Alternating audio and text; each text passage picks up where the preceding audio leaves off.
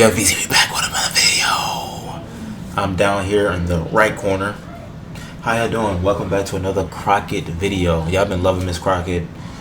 I've been getting hella views on Miss Crockett, so why not keep going to Miss Crockett, y'all? Yeah, I love her. We all love her. We're on our way to 1 million subscribers. Make sure you're subscribing to the channel. If you like the Miss Crockett content, subscribe to the channel so you get all our notifications, okay, when we upload. Nala, can you stop meowing, please? Please? Okay, you can jump up then. And make sure you're liking the video. Make sure you're commenting on the video. Please comment on the video. I try my best to get through all these comments. It's hard now. I used to keep up with them, but now it's like millions of comments, I swear. But yeah, yeah, this is Nyla. If y'all never met her before, say hi, Nyla. Okay, she ain't gonna say nothing. Stop.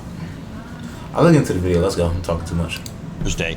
Joining me now is Democratic Congresswoman Jasmine Crockett from Texas. She's a member of both the House Agriculture and House Oversight and Accountability Committees. Congresswoman Crockett, thank you for being with us. I don't know. I'm not smart enough to know, and I'm not a decision maker. I'm a voter like everybody else. I'm not sure what the right thing to do is about that debate. I am sure that a bad debate performance by an 80-year-old guy who's given a lot of time to this country, who's not convicted of anything, who generally is not thought of as a person who lies. I've not heard anybody say that about it, who is a compassionate, empathetic being in the face of an opposition of Donald Trump is a no-brainer. So everybody needs to slow their roll for a minute while we think about what the next steps are. Yeah, you know, it is so wild to me, and it's been quite annoying, if I'm going to be perfectly honest, that Democrats get into a frenzy. I mean, it's almost like we're scared of our shadow sometimes, right?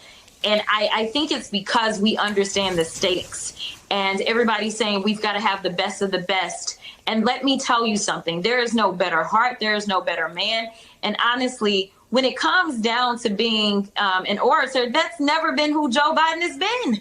I mean, I think that Obama kind of maybe hurt us in a little bit, and Lord knows I love him, but we got used to this amazing orator. And then you've got Trump. He's not an amazing orator whatsoever, but he knows how to just keep talking, and he'll say anything. You know, one of the things that was so frustrating to me when I saw this debate in Atlanta was this fool tried to take credit for insulin prices. And I was like, that was the perfect opportunity to be like, and y'all call me now. He obviously is senile because he is now trying to take credit for my legislation. I would have double dog dared him to tell me what bill that came out of. So, you know, I'm just like, dude, like, this guy is crazy. He's evil. And then when I listened to the segment before, and you're talking about really issues as it relates to Project 2025, because they do want to install loyalists. They don't want those government workers like my mama, who has always worked for the federal government so long as I can remember, the people that have the institutional knowledge to make sure that they can carry our country forward, and they work under whichever administration, Democratic or Republican. They don't swear their loyalty to an orange Jesus. Instead, they swear their loyalty to the people of this country and our Constitution. And that is the problem that we're running into. So I don't really care if he was off for 90 minutes and didn't put on like people wanted him to put on. The reality is that he is 50,000 times better than Trump, and Republicans will not leave Trump. And he has 34 felony convictions and still got over 50 pending. So you make an interesting point. Joe Biden's never been a masterful orator, and he's never actually been a particularly strong debater. It's just not his strength. That said, Donald Trump is a remarkably useful idiot for the far right and Project 2025. Project 2025 has found the guy that the Heritage Foundation and the super conservative establishment in this country has found their tool. If he gets elected, because he generally speaking doesn't read policy, certainly doesn't write policy, so they've given him the policy. Here's the problem that a lot of people have identified who are not they're not pearl-clutching about this, is that what's the best way to move forward and defeat Donald Trump in the next election? And how do you convince voters who became very skeptical on Thursday night that this is still the path forward? Yeah, here's the reality. I mean, we have two choices. It is very clear.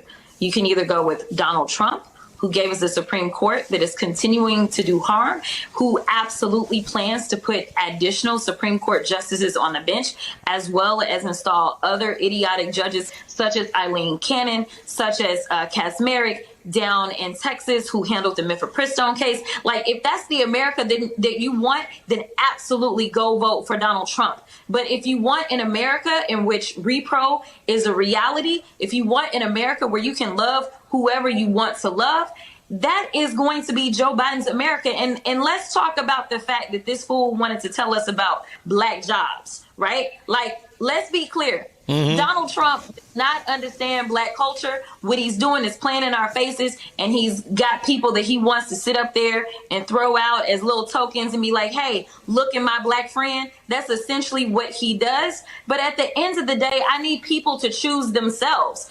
If everybody is saying that the economy is number one, then please tell me why you would vote for Donald Trump when he refused to answer any economic question. He has no plan. He never has had a plan.